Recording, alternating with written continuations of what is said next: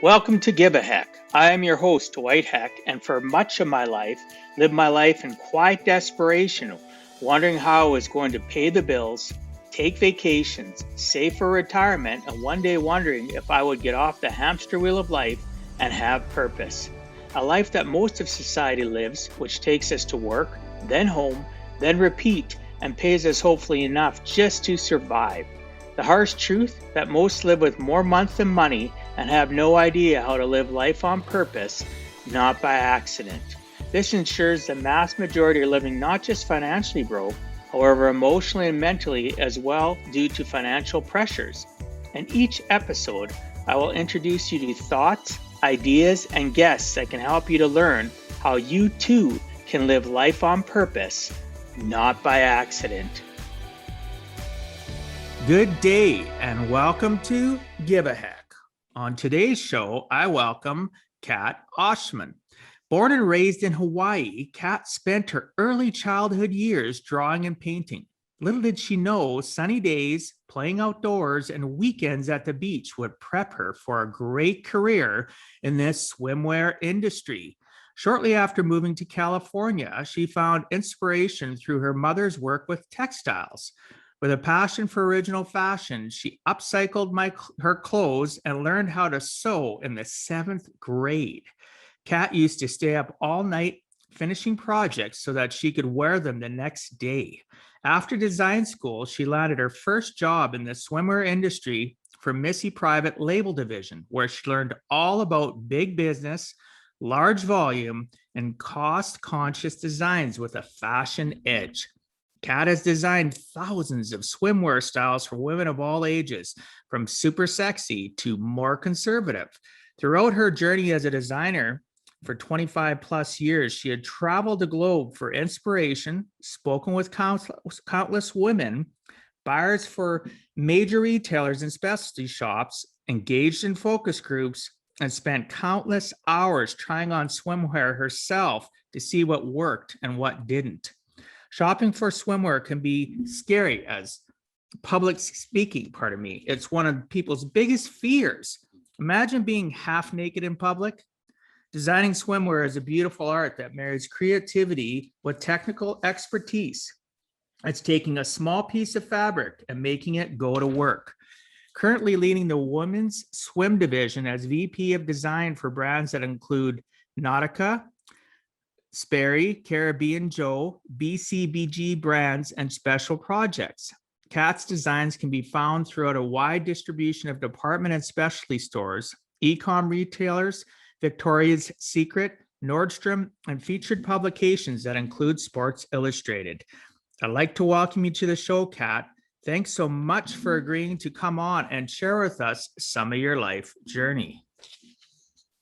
Thank you, Dwight. Thank you for that great bio. And I really appreciate being on your show. Yes, I appreciate you being on this show too. I'm looking forward to this all week. So let's get started. And one of the things I start with, and as you're aware, we discussed it a little bit. The listeners are quite aware. For me, the origin story is very important because my whole life, people always, when you talk to them, they're very superficial. They talk about their successes, and we really don't know them prior to their successes. What actually makes them tick? What made them get to that point? And I think that the biggest thing that pushed me over the edge is my fascination with how Marvel and Star Wars feel it's okay to start at the middle of a storyline, and then after it's successful, they go backwards to explain it to us. Why not just start it to the beginning? So that's why it's imperative for me to understand your origin story and what key things from your childhood to adulthood that led you to where you're at currently. Absolutely. So as you mentioned, I was born in Hawaii, and I was actually born on the island of Molokai. So it's a small island, and to this day, it's not very, very developed, and that's because they want to keep it that way. So born from immigrant parents, my grandpa came here. He was part of the war in the Philippines. And by being a part of volunteering to serve in the Philippine Army, help the US in the Philippines, they, for exchange, they were able to come here and work as farmers. So that's taking it way back. And when my parents came, I was born and they were both working full time. So there was no one to watch me. So actually, at 3 months, I flew to the Philippines where I lived for a few years to be raised by my grandmother while they came back here to work in the US. And then when it was like 4 or 5 years old, they came. So actually, I didn't realize till recently that I never saw my parents, from like zero to by the time they came to pick me up, maybe about 4.5. So we moved back to Hawaii. And that was a really interesting life because I grew up in the province of Philippines and very simple life. It was hot and, you know, how should I explain it? I never went to school there. So I just kind of saw the cousins come and go, saw people go to work, and I just kind of chilled, as a really young toddler. And when I moved to Hawaii, it just seemed so foreign because I didn't really know my parents. And my grandma came with me. So she was my crutch, it was all about grandma. I probably was stuck to her side for the most part. And then I started going to school and I was a quiet child, very, very quiet. My cousins lived with us because they came to, back then, it was hard. Like you had to file paperwork in order to come to America. And it's called like petitioning. And sometimes that can take 20 years when you petition a certain relative to be able to come to the US. And in order for time to collapse, my grandparents actually adopted my cousins. So grandparents adopting their grandchildren, and on paperwork, they became their kids.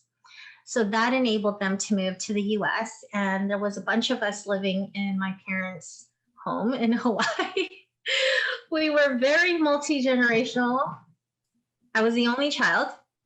And I had about 3 or 4 cousins living with us, different sets of grandparents, probably aunts and uncles kind of coming through the house every so often. We were a full house. I honestly don't even recall where I slept at times, but growing up and, being a Filipino and growing up in the Philippines, a lot of people would sleep on floors. So they would put blankets on floors, or they would have this raised bed made of bamboo because it was very hot. So mattresses weren't very, very common, and it was only for people who had a lot of money. So I was accustomed to growing up on hard surfaces. So I think that's probably why I don't recall sleeping in beds for early part of my childhood. I mean, I'm sure I did, but. And let's see. So I was quiet, but I was also a brat. I was one of the youngest cousins, and I would try to get away with what I can. That's why I say that I was a brat. But it's interesting. So growing up in Hawaii, there's a lot of culture. There's a lot of Filipinos there. There's Hawaiians, Samoans, Gomenians, very few Caucasians, very few African Americans. But, in Hawaii, like the sun is so strong that we were all different colors. So I grew up with instantly getting an instant tan. So I was kind of darker growing up, and I probably had a speech slang, like slang English, where they call it pigeon. Do you know what pigeon is? Yeah. Okay. Yeah. Okay. Yeah. So I'm sure I spoke pigeon. Every time I visit, the pigeon kind of comes out because I feel like a local again. And in the second grade, my teacher, I don't know how she picked me out of the bunch, but she chose me to be like the princess. So every year we would have May Day, and we would have kind of like a parade. And one boy and one girl from each grade would be crowned like prince, princess. And they chose me. I was like, oh, wow, this is so cool. Because, I was kind of a quiet child, but I'm sure I excelled in arts and was a very good student. So I told my parents, and I didn't see them a lot. So I guess we didn't have like too much communication because there was so many people at home. How can you keep track of who you've been talking to or the last time you had a conversation with them? And I remember I told my mom, and I was like, I think I want to get a perm. Like, I want curly hair. That was the biggest mistake ever. So I got a perm, I think days before the parade happened. And I just remember looking in the mirror, thinking, like, what happened? What did I do? I had like this short hair, Jerry curls. And I was like, I don't know what to do. I think I wanted to shave my hair or cry or something. So I have a few photos of that, and it was all fine. I mean, I clearly survived. The bad perm in the second grade. What else? I ate a lot of candy growing up. So that was not good. That was a lot of trips to the dentist, actually. And back then, I was filled with like silver caps in front of my teeth because of all the cavities and eating candy. So I have a lot of school pictures with like my, I had a grill back then. Oh, that's And funny. yeah, it's funny. And then fast forward, my father joined the military a little bit later in his life. A lot of people join before they hit 20, and I think my dad was probably almost 30 or something. Yeah, he had to be because I was a certain age. And we were moving to California because that's where he was going to be stationed in San Diego. And I didn't want to go. I was like, I don't want to go to San Diego. I don't want to leave the islands. And my parents were so gracious to allow me to stay actually in Hawaii. So we moved in with my aunt. So all of the kids. So it was just my parents who moved to California. And then the rest of us, I mean, there weren't so many living with us anymore because they left. But the cousins and I moved in with my aunt, and she had two kids, two little ones. And again, it was like, we're sleeping on the floor. We're, bunk beds. Like, there was kids everywhere. I honestly don't even know how they fed how they fed us. But eventually I did move to California a year later. So that was another transition for me. I started the 5th grade in California. And then that was like California life. What else? I think I started really getting into being comfortable in my own skin around the 6th grade because you're the oldest. You're the oldest grade in elementary now, right? Like, you're one of the cool kids. And I think that's when I became really cool. So I made friends in the 5th grade, and I was like, okay, I gotta keep these friends. And then 6th grade, we were the cool kids. And then when we moved to middle school, junior high, it was the young kids all over again, And I was like, all right, this is really interesting times. But that's when my brother was born. My brother was born kind of before. He was born in the 6th grade. So imagine we're 12 years apart. So I'm 12 and he's like this little baby. So I think I had the freedom to basically do my own thing. Both parents worked. My grandma did come with us so she can watch the brother. And, it's old school back then. We didn't have cell phones or pagers where the parents could keep track of us. And I don't know why I felt like I needed to sneak around to go play with my friends. So I would sneak, quote unquote, because the parents weren't looking for me. I would sneak around the neighborhood to play with my friends. And literally, I knew exactly what time my mom was going to be home. It was like 6:15. And I remember this one time, I mean, I'm sure there was more than one time. I was down the neighborhood at my friend's and I'm like, oh my gosh, what time is it? And I'm literally running down the street to get home before she got home. And in Hawaii, we hardly wore shoes, right? We always wore flip flops growing up. So I could run so fast barefoot or flip flops. So I would dart home, and that was kind of my childhood. It was fun. And my mother worked at a textile store. So when we moved away from that neighborhood, it was much further, and I wanted to stay in the same school. So my mom sacrificed driving me to that school versus the school that was very close by. But that meant I had to walk like, I don't know, a mile and a half to her work, wait for her to take me home. And so that's where I spent a lot of time playing with fabrics, looking at the pattern books. And she had a sewing machine at home because she would make the curtains. And that's how I learned how to sew. I started sewing by hand and then eventually learning how to use a sewing machine. And the reason I did that is because growing up, we didn't shop a lot.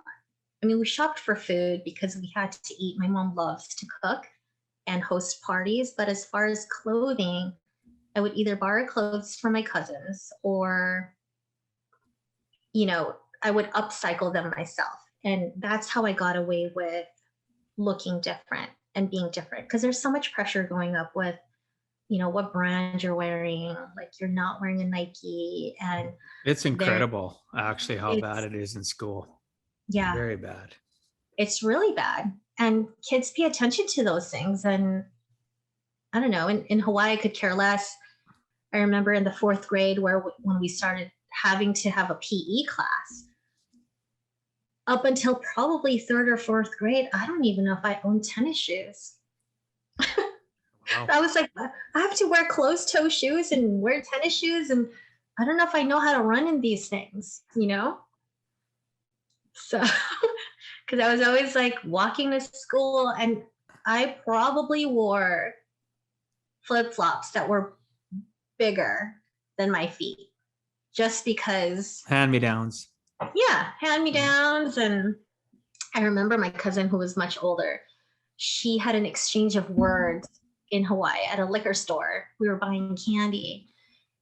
And I was like, oh my gosh, these like big bone Hawaiians are going to chase us. So we started running. And I recall running and being the smallest one of my flip flops like got caught in the sidewalk. And I'm like, do I go back for that flip flop or do I keep running? I honestly don't remember if I went back for the flip flop, but we're like running for our lives because these Hawaiians were going to come beat us up or something. But yeah. The things we tell ourselves, right? It's Yeah, amazing. exactly. And that's probably how my love of fashion, came about. Is I started making my own clothes, and my friends were very complimentary. I made them some bags out of velvet fabrics. They wanted to pay me, but I just have like this giving heart, and I was just giving it away because I loved doing what I did. And, to see other people wear or use what you made was pretty cool. Oh yeah, of course it would be. So that's how you got your love for fashion. Um, it's I wrote down here though, as well as another question. And then I'll back up to something in the origin story. Most people would die to live in Hawaii. So Mhm. you've stayed in California. Have you ever actually thought about moving back? Has it ever been a desire for your husband and you to go back and stay in Hawaii? Yes. So we talk about it all the time.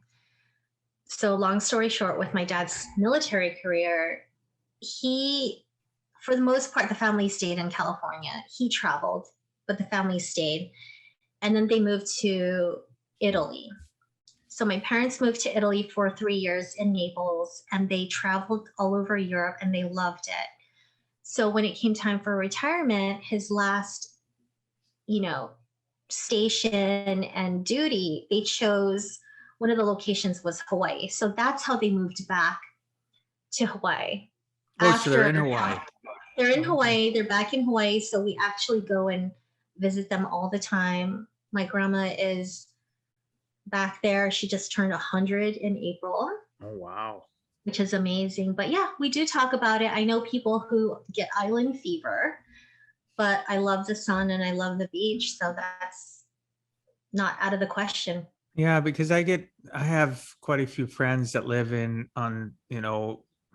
people that live in Maui, people that live in Oahu, and born and raised there, and they want to move away. They want to move back. They want to move to the U.S. mainland because they said it's fine.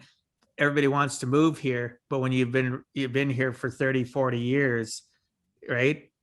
It's more costly. It's, and they have complaints about the weather. The weather can be nice, but then it can be really cold. It's certain things like that. And I'm thinking to myself, well, I've dreamt about going to Hawaii. I couldn't, you know what I mean? I'd love to live there. And all the things that they say that reason why they want to move, that for me, it wouldn't be compelling. It's probably because I've grown up in a 4 season country where we'll get a few feet of snow, right? So we go through all 4 seasons. So to be in a country, or pardon me, a state of Hawaii, any of the islands, and having to deal with the temperatures dropping really fast, oh well, right? Because during the day is what it's about, right? At night I'm inside anyway, so I don't care. Yeah, exactly. But if you've never moved out of Hawaii, I could totally understand why, Oh, of right? Because course. you have island fever. I mean, you can drive, we call it going around the island. Okay, so every time family comes to visit, that's one of the things we do. We go around the island. So we get in the car and we start at one side and you just drive. You go to Waikiki and then you end up in Kailua. So just even doing a certain chunk is only a couple hours. Oh, of course, yeah. You're talking about Oahu Wahoo, specifically. yeah. Yeah, I've driven around. Yeah, I loved it there. I thought it Yeah. was amazing. It But yeah, is you're amazing. right. You drive from one. We took my daughter downloaded an app, and it actually uses GPS. We started running it, and it takes you along. It tells you to stop, look up here, and it tells you about it, and it'll tell you where to stop and for taking pictures. That app took us, because it makes you don't make you stop, but you choose to stop, with breaks and everything. It was a whole day. It was amazing. But literally, you're right. You can drive the whole island in a couple hours, right? It's not that intensive, but the island itself is beautiful. So is that where your It is. parents are living? Is Yes. on Oahu? Yes. So my family lives on Oahu, but there's a reason why flights from Hawaii to Vegas are so cheap and vice versa, because that's like the number one destination where Hawaiians want to go. Yeah, I've had my friend Kakua tell me that. She was saying, Yeah. yeah, um, yeah, I can see why it would be just like me wanting to fly to certain places in the US, as we talked about before. There's direct flights prior to the pandemic. Um, now to get to the same destinations can be 10, 12 hours because they Mm. make you hop all over the place to different airports to get to your destination. But yeah, I could see that them wanting to go to. The problem is with, no offense to those of my listeners, because I have some friends that live in Vegas. To me, if you're living there and you're in business, it's your home. But I grew tired of visiting Vegas as a Mhm. tourist years ago. I've been there, I don't know, 10, 12 times, right? It's just, I'm not a gambler, not a huge drinker. I'm a social drinker. Going to the odd show is okay. But unless you're there for a purpose, I find Yeah. Hawaii would be a better place to go and spend my 2 weeks or a week than Right. Vegas. But again, everybody's backyard is greener. Everybody wants to be in somebody else's backyard. So I respect those that want to, my friends that want to move away. I get it. We have very candid conversations. Mhm. Whereas myself, if I never ever leave where I live now, I'd still live a good life. I don't have that. I don't have that desire to escape because of specific seasons, because I've adapted. And like I said, I live life. If it's nice weather, and I'm working, it's still nice weather, but I'm not enjoying it. If it's crappy weather and I'm working, you know what I mean? I'm not Yeah. suffering through it. People fixate too much on stuff, but one of the, I loved your origin story as we were going through it. I had no clue you went from the Philippines, you went, you end up in Hawaii, you end up in California. It's amazing the journey that you've been on and the size of, and I have a lot of close Filipino friends, and I understand how their families support one another, grandparents still live, but I've heard the same message, and correct me if I'm wrong, that I heard through you.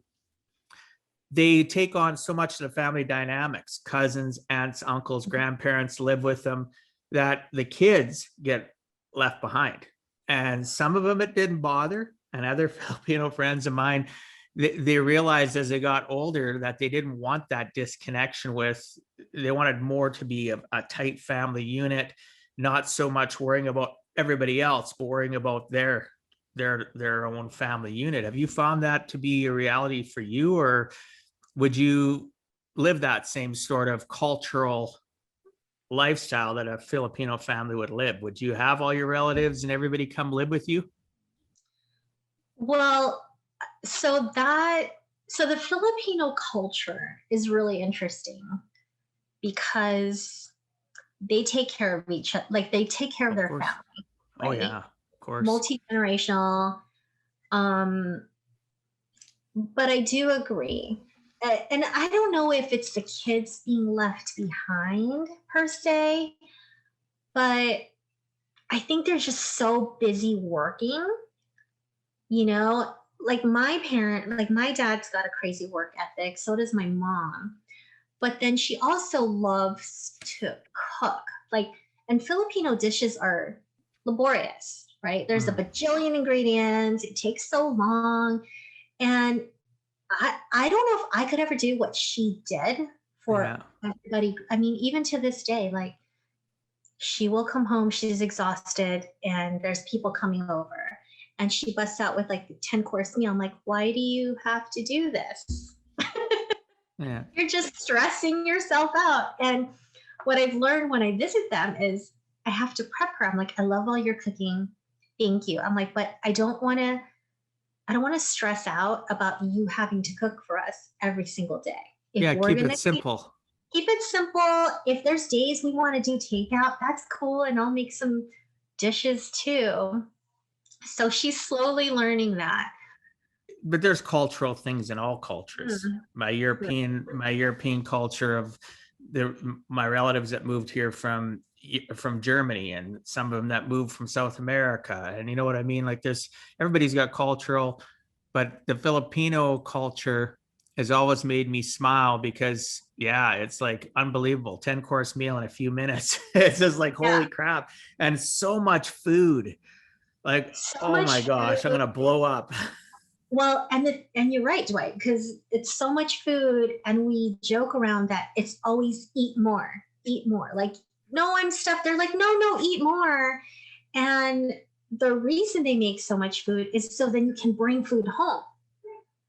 So that's what my mom does. She literally puts out trays of food, and I'm Yeah. like, how many people are we having over today? Yeah. And she's like, well, that's so they can bring home food because they also know when they come to my mom's, they're bringing food home. Your mom sounds awesome because my mom's like that too. Not Filipino, obviously, but my mom's the same way still. She's 80 years old and cooks a crap load of food. Even if I come there here recently with my son, and it was Easter this year, and she's making Mom, why are you cooking such a big turkey? There's four of us, right? Because Mhm. of the pandemic, not everybody can be here, right? Um, oh, I'm going to send food home with Thomas, like your grandson. I'll send food home with you. Oh, and I can send some food home for Olivia and one of my other kids. Or oh, you can drop. Maybe I'll see if one of your sisters wants stuff. You can swing by and drop. You know what I mean? Like it's like holy crap, the amount of food you cook, Mom. I love you to pieces. And you know what? I'm guilty of doing the same thing. My Yeah. son comes over and I overcook, or any of my kids come over, I'll overcook. and I have containers, and I'll say, now don't worry about it. That you can keep that container, right? So I try to make sure I have containers in my pantry that I can send food home with it. So I think we learned from our parents some of those traits. Yes, we do. I don't cook like her. I can make dishes, but I can't make a 10-course Oh, meal I can't either. out of nothing. And yeah, it's really funny. I can't remember. I think it was Christmas when there was so much food and we had so much leftovers. We actually had wrapped up like to-go boxes because she has them in her garage, for people to take food home. And we took it out to the community and we fed like homeless. We found homeless people to go give this That's food to. sweet. That's Yeah. awesome. Your mom sounds amazing. Yeah. Yeah. So, there's lots, candy, lots of it, lived dentist, lots of silver caps. Pick me. I did that too. I think about though, I don't even know if we're close in age or not, but for me back in the 70s, it would have been late 70s. I wasn't a teenager yet, but you could have 50 cents and go to the store and get so much candy. And I'd get a pop, a bag of chips, a bag full of little, one back then 1 cent candies, quote, quote, actually still Yeah. existed. I was a cat. And then on top of that, they found out that I have weak enamel issues, which didn't Mm, help matters. So I was constantly and today getting a filling is a lot worse or a lot better part of me than it was back then, in my right. opinion. Right. So yeah, I can resonate with that. It's made me smile. Um, your father joining the military at a late age in his life, and your mom, that year that you went through that, where you stayed with and you went back from being with your mom and dad and then moving to San Diego and you living with, I believe you said, an aunt. um, you remember a lot about that. Do you believe that it affected you a lot in regards to who you are today because of the fact that you lived with relatives, then you were with mom and dad, then dad's gone and didn't see him a lot because he's all over the world, Mm. serving in the military, which appreciate his service. Did it affect you a lot? Do you think it has? Yeah, there were certain things that affected me. And part of it is the culture. So, they're like my dad's kind of stoic, right? So there wasn't a lot of communication with um my parents were hard workers, but there wasn't a lot of like the nurturing communication.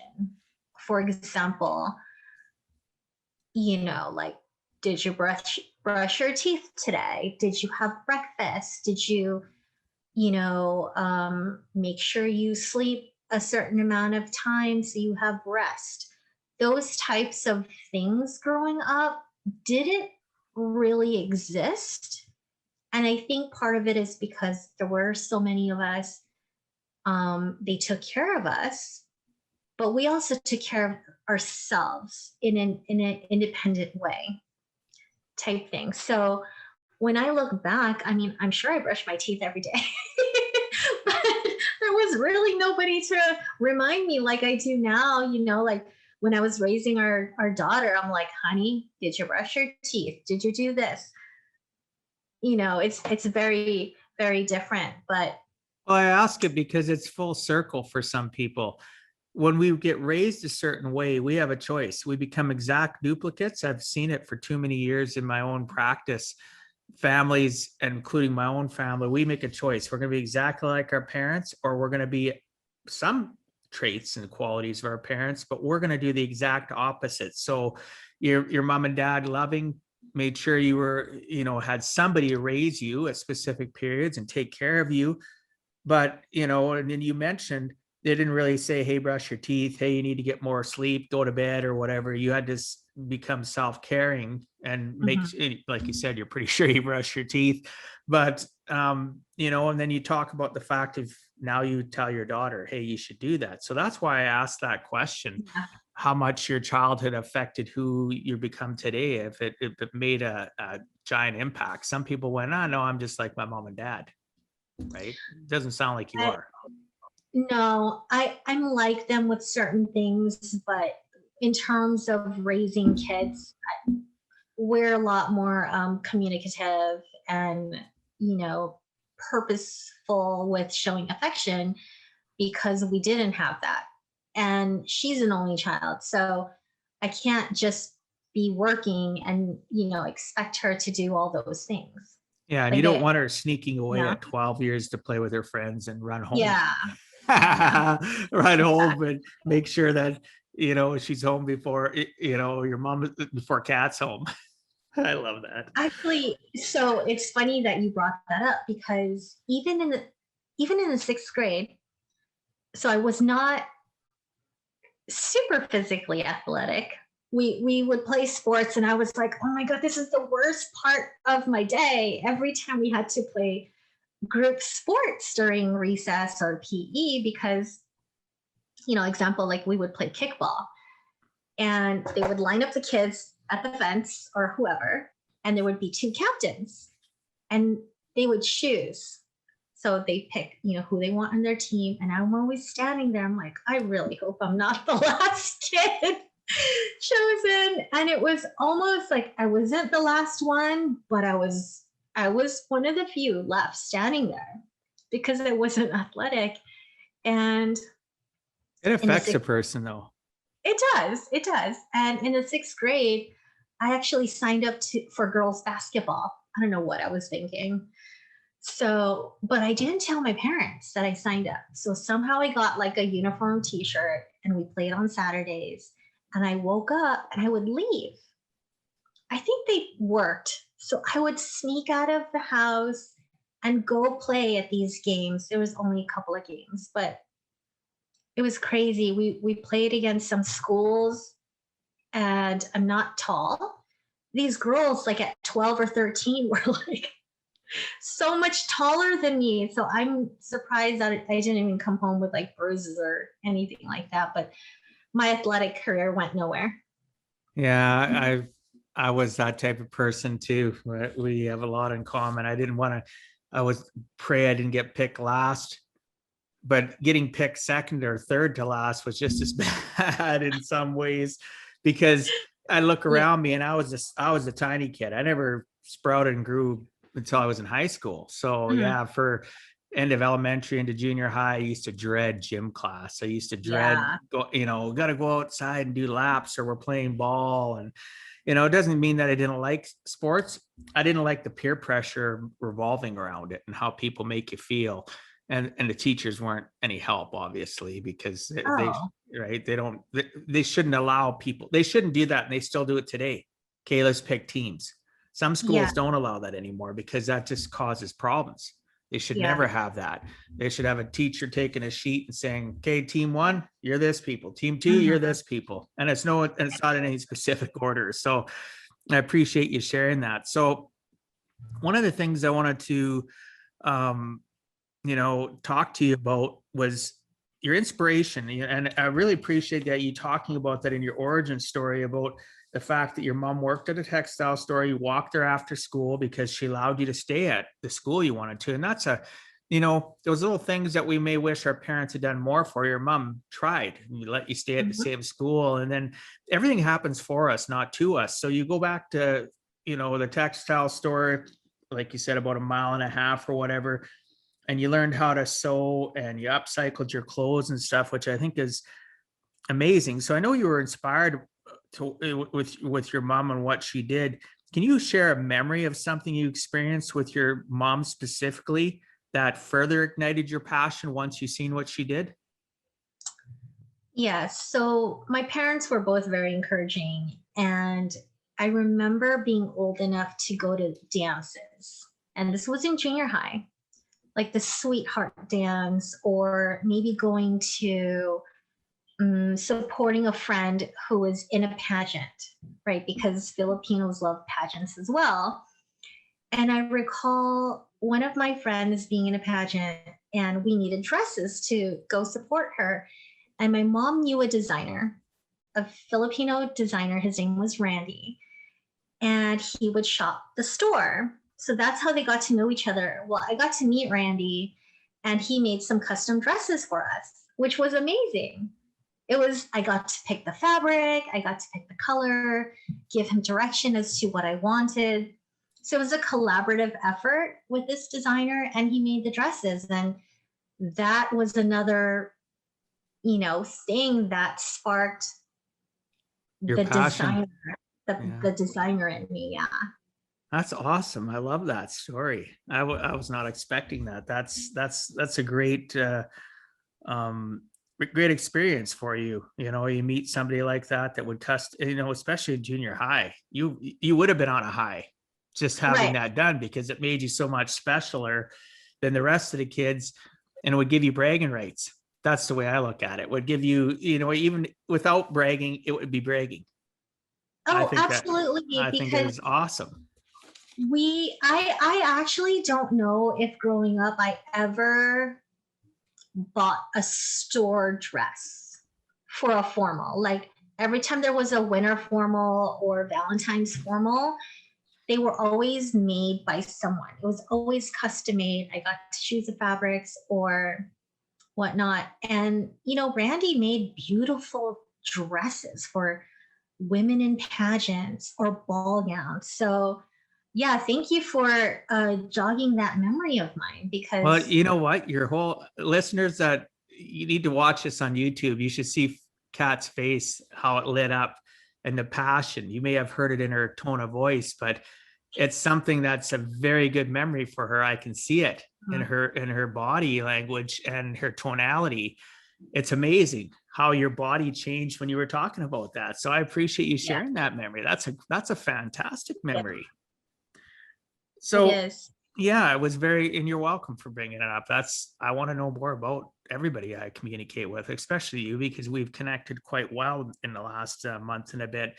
So I appreciate you sharing that with me and the listeners. It's very touching. So you mentioned your passion for original fashion, and I had to read that a few times, and I didn't want to Google it. I just wanted to understand. Can you tell me exactly what that is compared to any other type of fashion?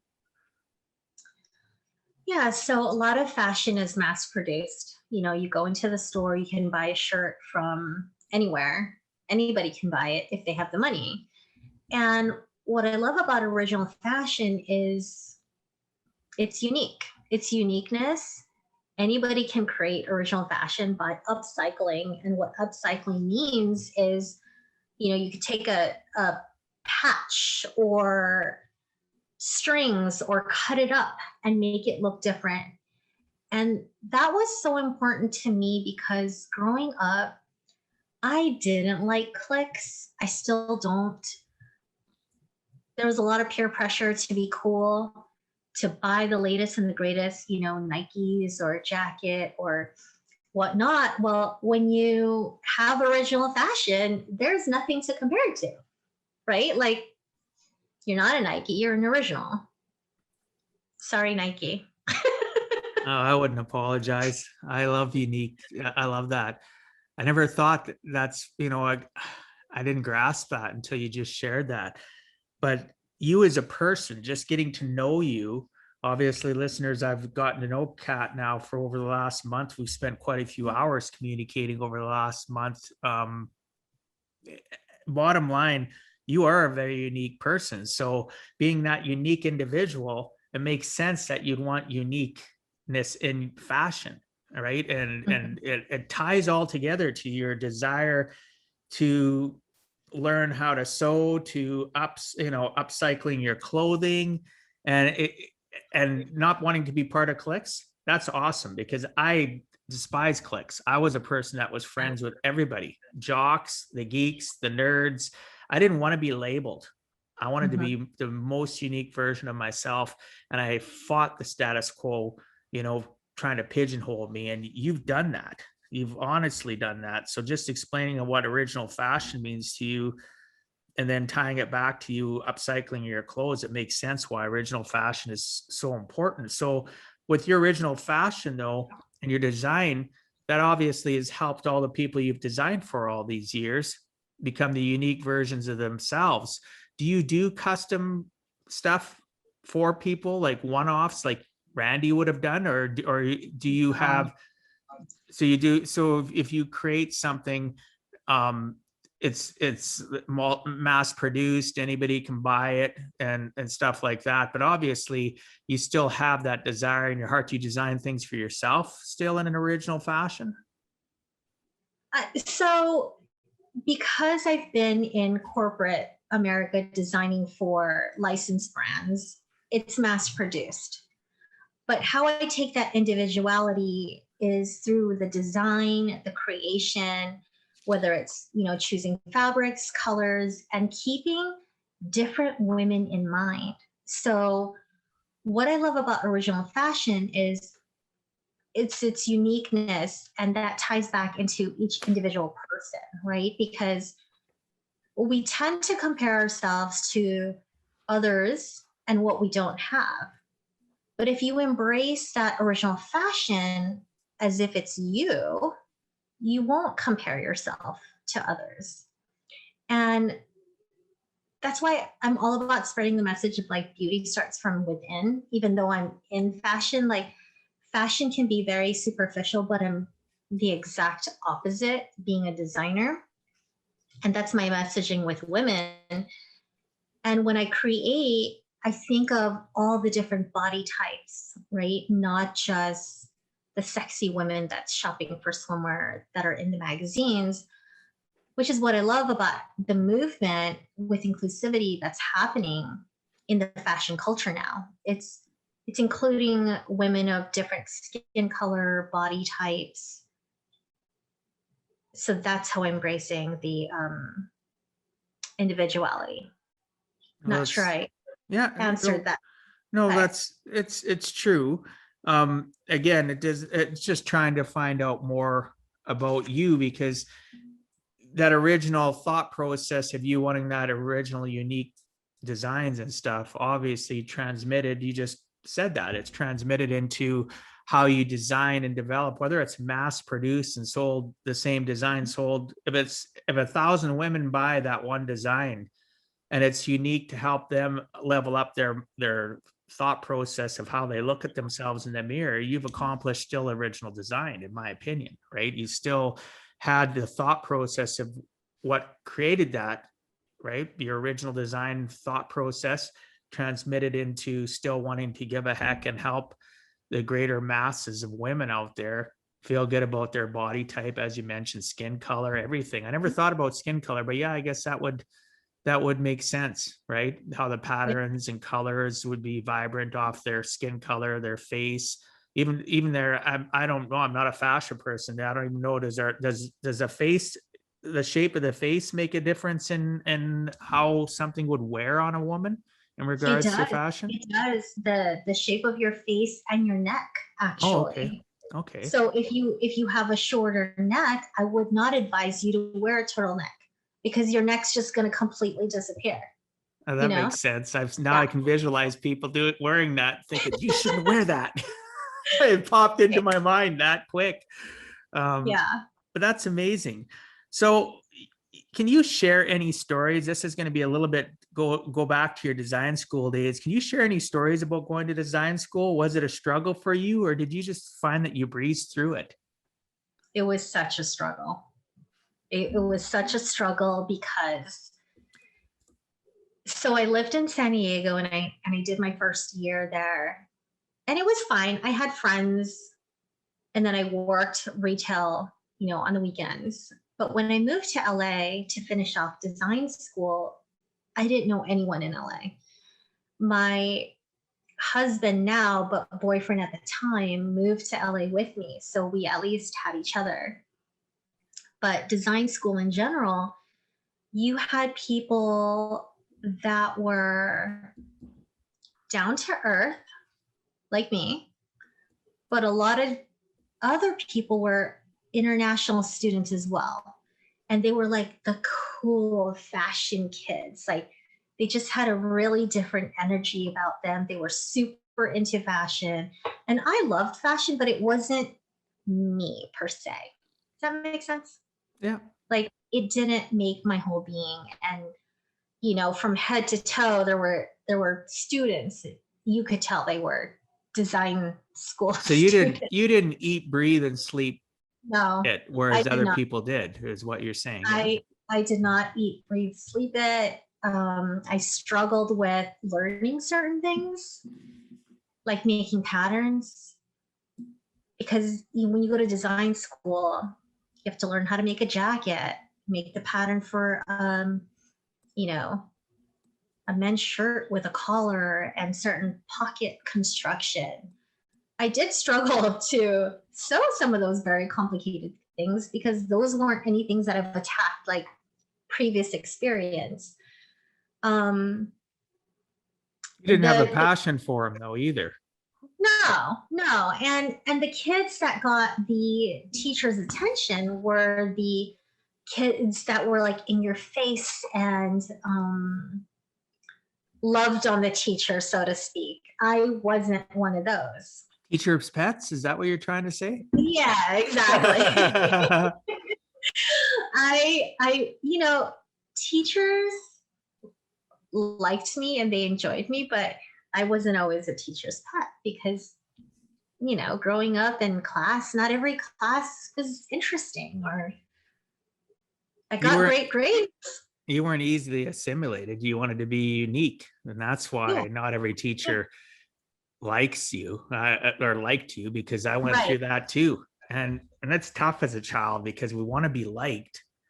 So it's tough when we go through that. But as adults, we look back at it and think to ourselves, the education system pigeonholes people, right? Encourages people to be, ass kissers. I'll be blunt about it. Your teacher have an apple. Your teacher would, you know what I mean? Let me clean up. Let me do whatever. And that's fine. There's going to be people like that in life, but people like that in life that I knew that were teachers' pets or suck ups, I call them suck ups back in school. They're still that way today. And they've never gotten out of that in their careers and their jobs. They're suck ups.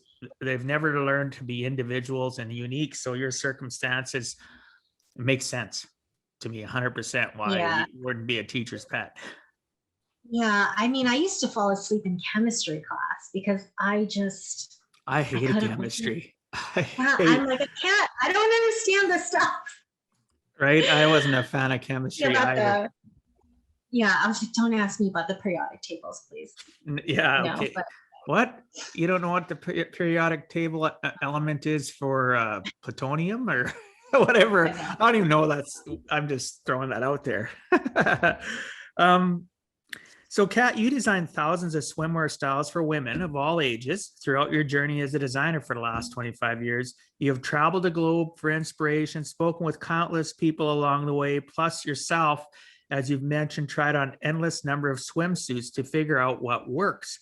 Can you share with the listeners and I some of the stories about the journey to find out what works and what doesn't in swimwear?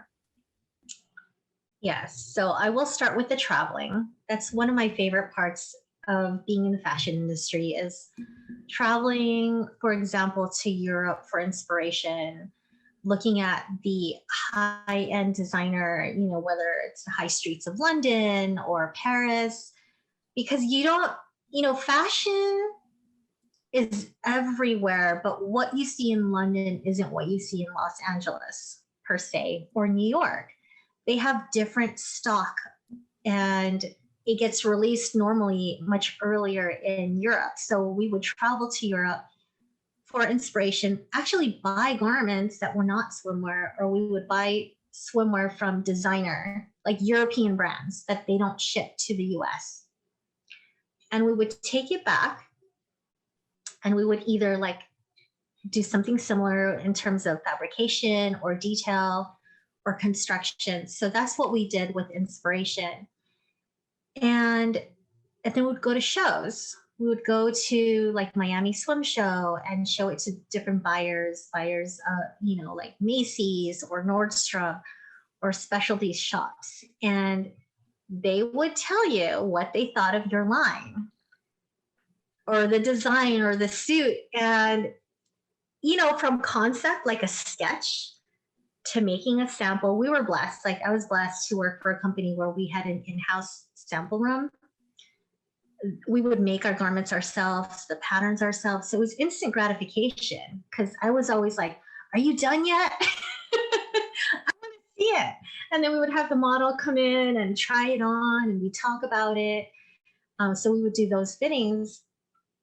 But it's a process, right?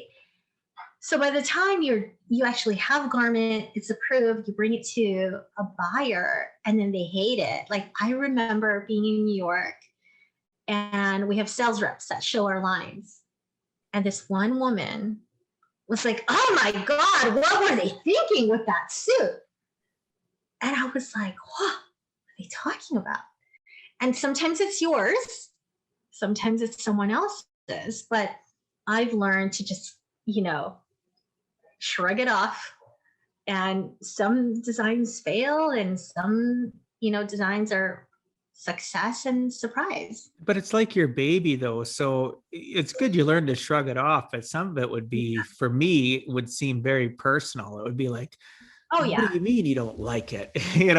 And obviously you gotta learn to take the lumps and let water, like water off a duck's back, it rolls off. And I get that. But I could see though that with your passion, with your designs, that it would have been a struggle.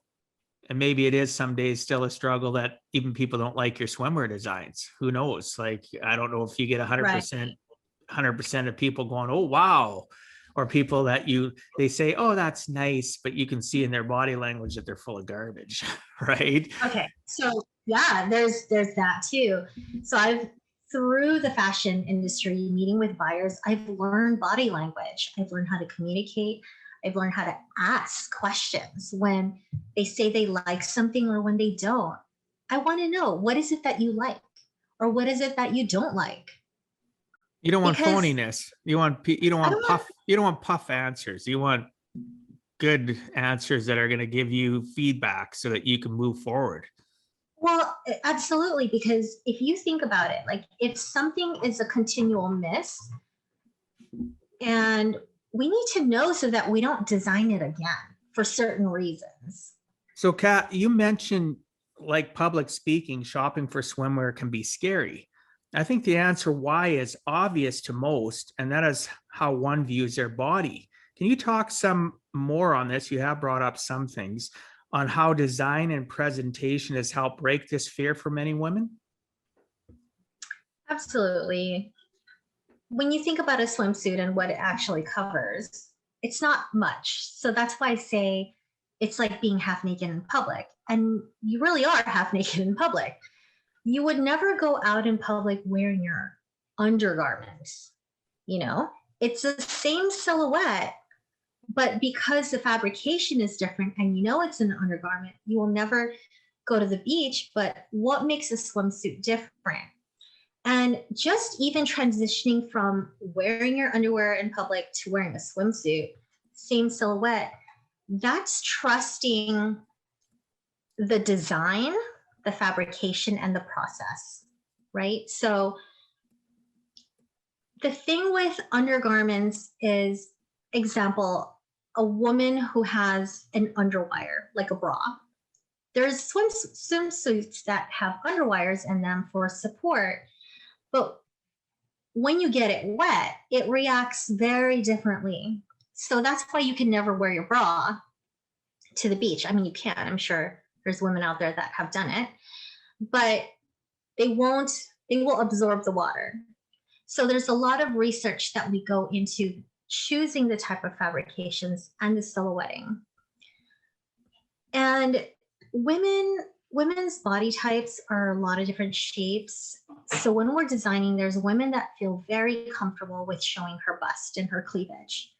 So we want to make sure that her girls, look great. Yeah. Right? And if she's conscious about her bottom, what are we giving her to cover that up? But it all starts with the mind and how women feel about their bodies before even shopping for swimwear or being out there. When I meet women, they get really excited because they always ask, like, "Oh, what is it that you do?" And I have to say it very slowly, is what I've learned. I design women's swimwear because it kind of, I mean, how often do you meet somebody who designs women's swimwear? Not very often. You're the first. So exactly. So they get really excited. They're like, oh my gosh, it's so cool. And then the next line normally is, oh, but I can never wear that. I'm too this, I'm too that. And I realized that it's a pattern that women do where they automatically point out all their flaws. And it's all these self limiting beliefs. So then it turns into a mini therapy session for me. So I take my time with them. I'm like, yes, you can. Yes, you can wear that. I'm like, there's a reason there's different shapes and sizes that we manufacture for. Because some women feel they're too big to be in a swimsuit, but there's a reason there's a size 18 in the stores. It's for you to buy them. But even very, very petite women say the same things to me. I met a woman who, growing up in her 20s and 30s, never wore a swimsuit with her kids to go to the beach, like ever. I was like, well, then what do you wear? And she's like, oh, regular clothes. So for me, I love the beach and the water and being in a pool. And to not have that feeling is, I felt really bad for her because there's just something dreamy. I mean, imagine going to Hawaii and never getting in the ocean. Yeah, That's that would crazy. suck. That's crazy to me. Why did you go? Right. Yeah. Yeah. So take pictures. yeah, one of the things though you talked about, and I think, and the first thing that I was thinking about when you were explaining that is I look at people that go and buy things off the rack. It doesn't matter what it is. It doesn't fit properly. And women, I know for a fact, because I know somebody that has a shop that people go and get custom fitted bras, right? Mhm. How many women so it would be similar to bathing suits, have things that are improper fitting. They don't necessarily appeal to their, as you mentioned, with their skin color or their face, their neck, whatever. It just doesn't fit right. So I think even with suits, go and get it custom fitted. People buy stuff off the rack, it doesn't fit right. And I think it affects their self-image of themselves because when they look, it's not fit properly. So how do you feel in regards to, women needing that, constructive help, that not criticism, but that support, like you were talking about when people come and reach out to you, so the listeners understand it is crucial that you spend that extra money. Yes, off the rack might be $80, and on there, something that's more going to fit you or somebody helping you might cost you $250, $300, $400, but you shouldn't necessarily, so many people put a price on their image or what they feel about themselves, right? Wouldn't you agree that Yeah. it's so important that that women that are looking for it get some professional advice in regards to what they should wear? I agree. And something to consider for everybody in general, for men and women as well, is when you're buying something off the rack, you have to consider that just because you're one size in a brand doesn't mean you're another size in another brand, right? Their fit standards from brand to brand is very different. So there's vanity sizing, and what that means is they make the garment bigger so that you feel like you're buying a smaller size. Okay. Okay. Sometimes, like for me, I'm normally a small/6, but there's times when I have to go to a large because the small fits way too small or the medium fits way too small. And I don't feel bad about going to a larger size because I know it's going to fit me and it fits how I want it. Like, don't focus so much on what the actual size is. Focus on how it looks on you and how it makes you feel. So, whether it's spending extra dollars to consult with somebody about what your color should be, what your silhouette should be, I would definitely invest in that because if you don't feel good about yourself, I mean, every person owns a mirror in their home. I don't know one person that does not. So if you're not telling yourself positive things and you're not feeling good, the output into the world is not going to reflect that. I mean, like it's going to reflect the same things that you're telling yourself. So I would heavily invest in a little bit of money to buy things that fit you or speak to somebody that can guide you through, you know, your best look for your body type and your skin color.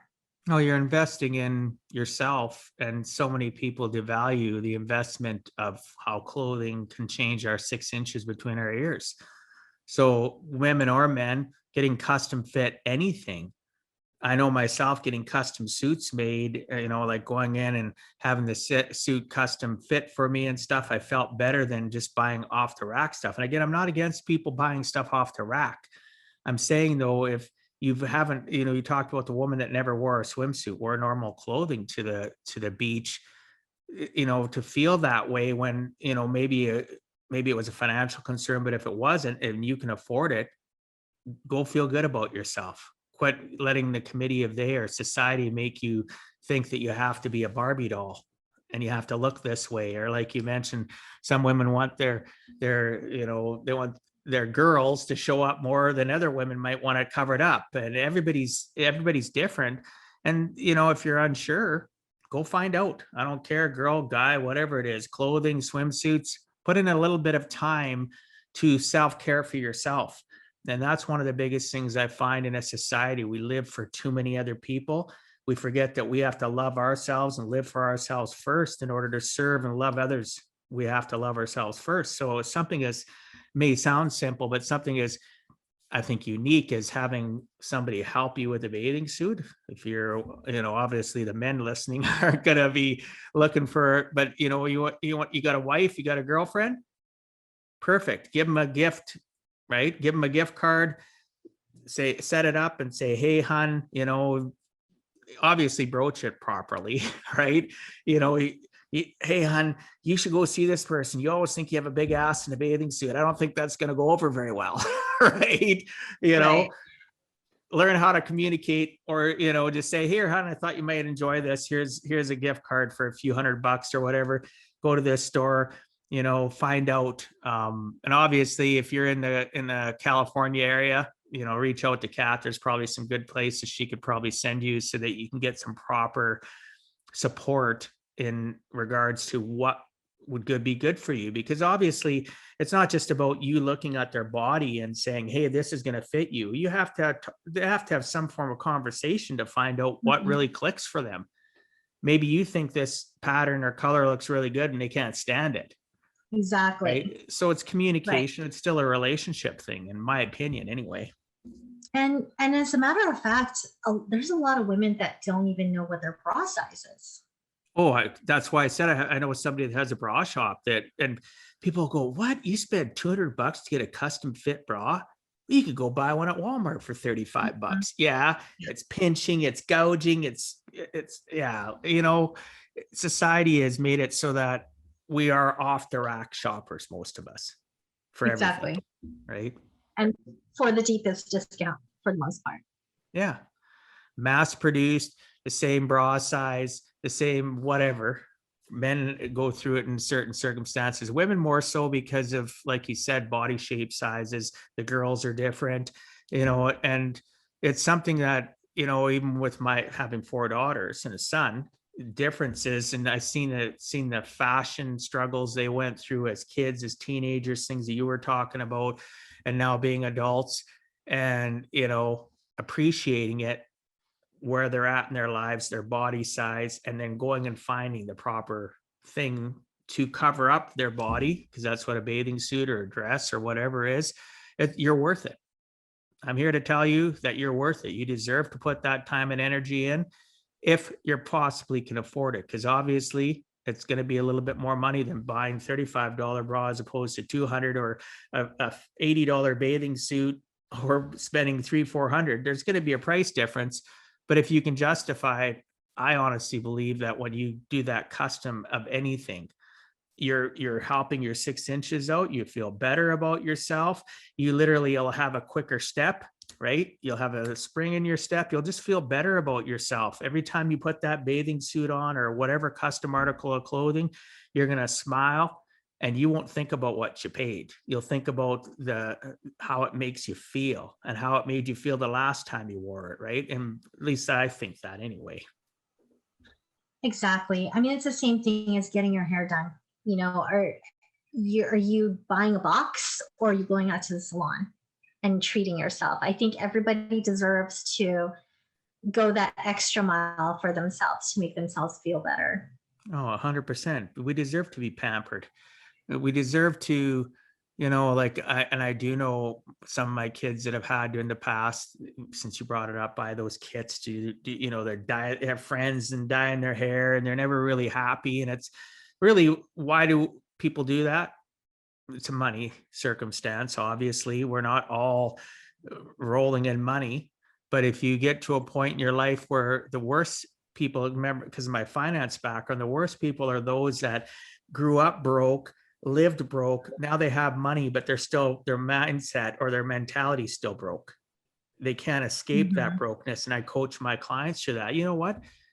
You have some money here. Now you could do some of the things that you might want to do. And because I goal set and I actually build that relationship. So, you know, would I broach that with one of my clients' wives or some of my single female clients? Probably not.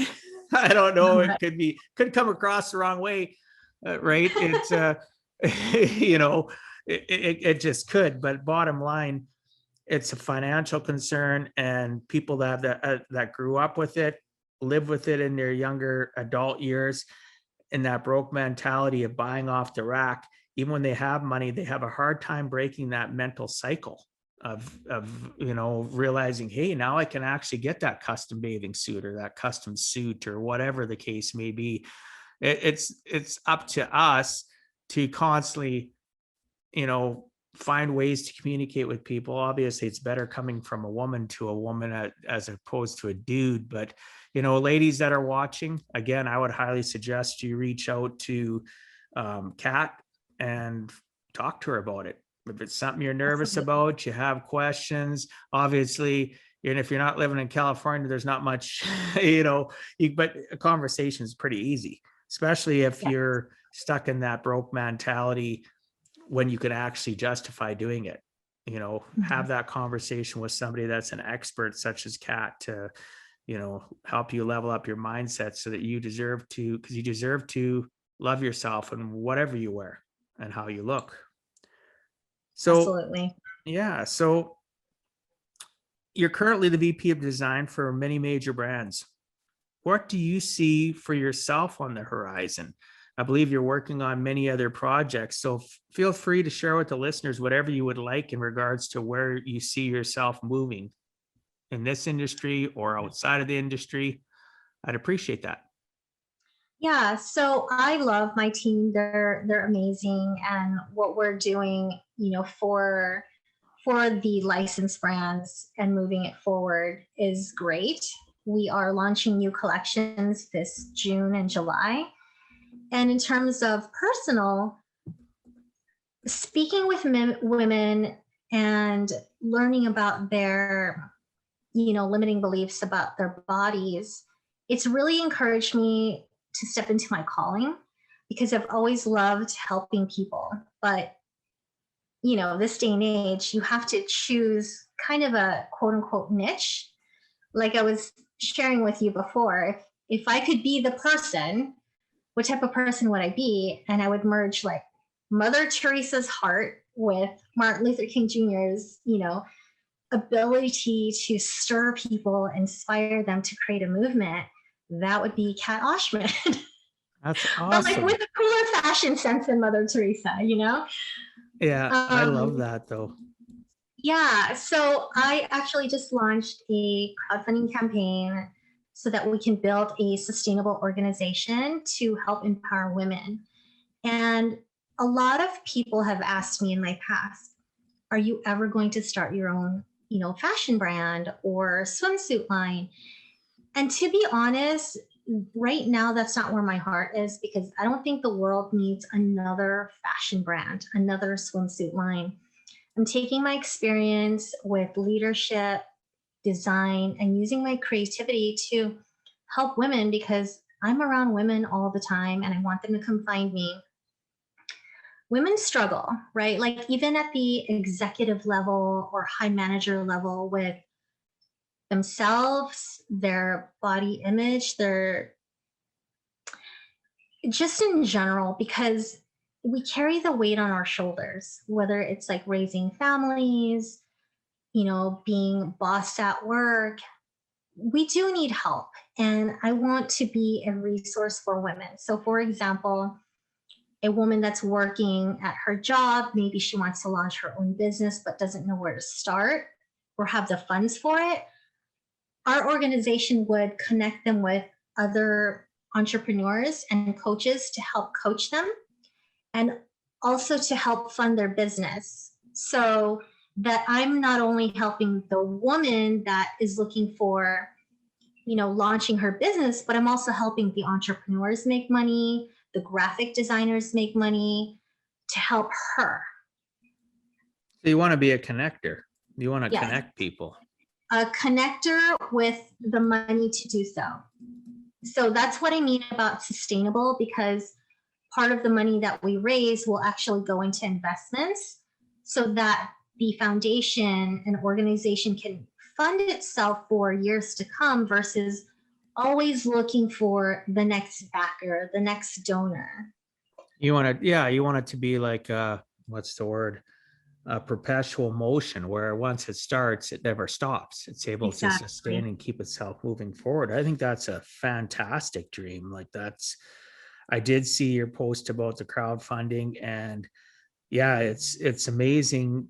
You talked about the fact, hey, Kat, go design your own brand, do this and do that. What people don't realize is all the time value of money that they waste because you give all that time into it. And the value, yes, you could say, oh, I got my own brand, but then you got to market it. You got to get people to understand your brand. And even if you said, well, I designed for all these other people, it doesn't matter. You spend all this time for what? And a lot of people start their own brands of anything because of vanity. Not that that's bad. For those that do that, good on you. But at your stage in your life, I think the message, what you just shared of wanting to be that connector and create something that's sustainable, help people start their business, help them find funding and stuff, that's an excellent calling. And honestly, I think you'll do fantastic at it.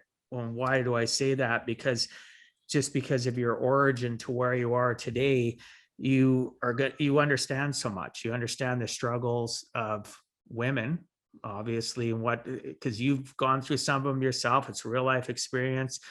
And now you see that there's people such as yourself that have the ability to help them level up because of all the people you've met in all your life, all the networking connections. Now you're just going to put that all together in a defined package so that you can present that to others and help them level up. And that's admirable. I think that's fantastic that you want to do that for other people. So Kat, if you had to give our listeners one last closing message, what would you tell them in regards to giving a heck and never giving up? Wow. Okay. So one of the messages that I do want to leave people with is always treat people like you will meet them twice. And what that means is, when you're out and about, for example, like you're going into a store, you're thinking about you. You're walking into the store, you're in a rush, you're looking for something, off the shelves, and you're getting in line, and maybe you bump into somebody or they bump into you and they're having a bad day or whatnot. So you're really rude to that person because, how dare they bump into you? But what you don't realize is that person that bumped into you could be your kid's best friend's parent. So then you meet them later on at a party, and that was their first impression of you. So it's also not reaching out to people only to receive something that benefits you, but it's treating them with respect, right? Because, for example, when I was early on in my career, in my 20s, I was a really young designer. Didn't know a whole lot, but I gave it my all. I worked my butt off.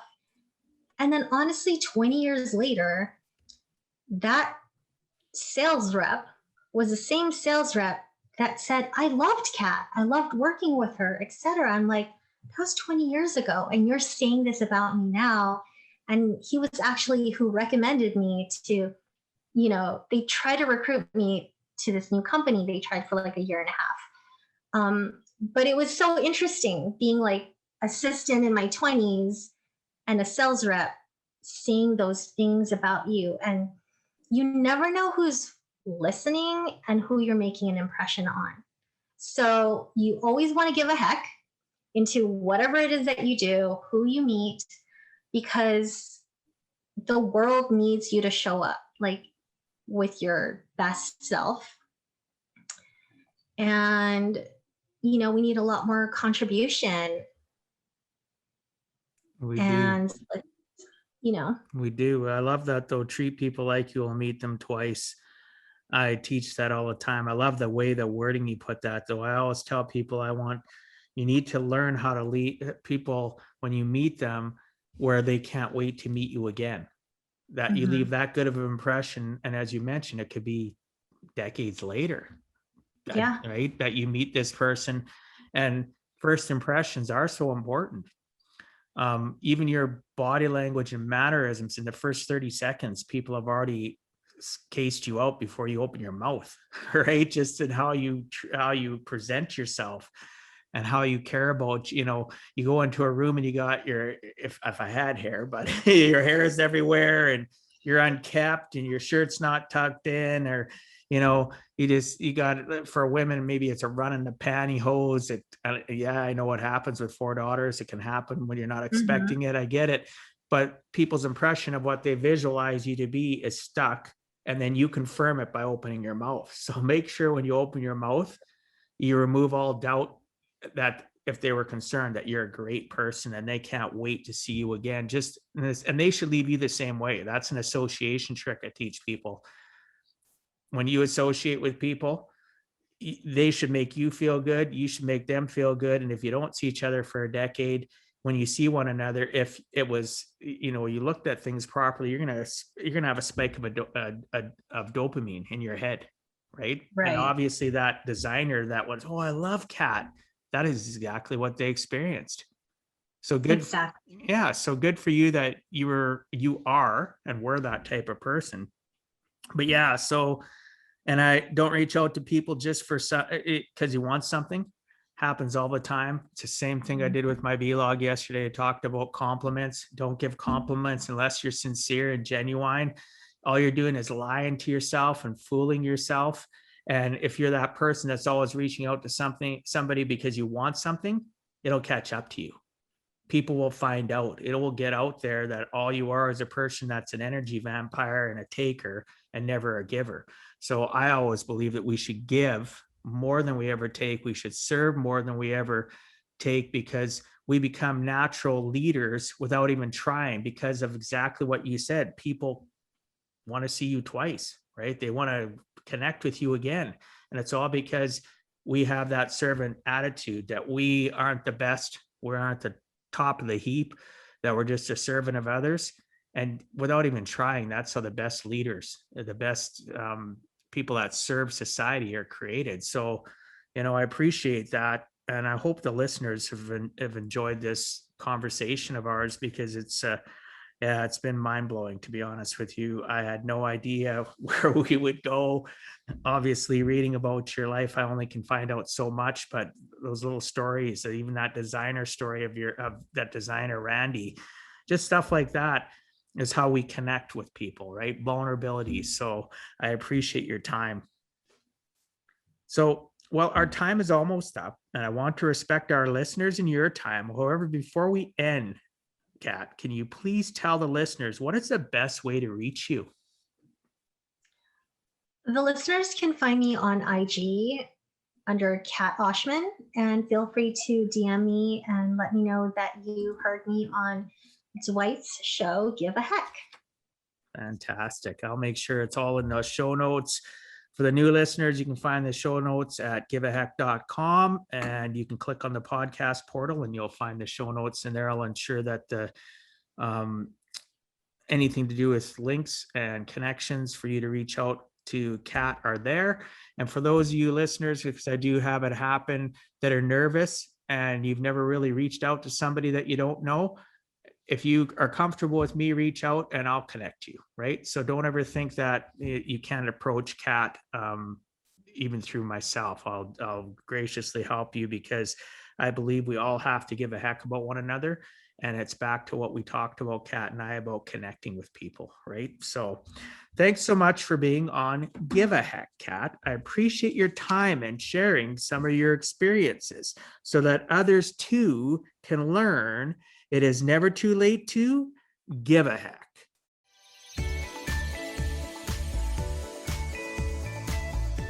Thank you for taking time out of your day and listening to Give a Heck.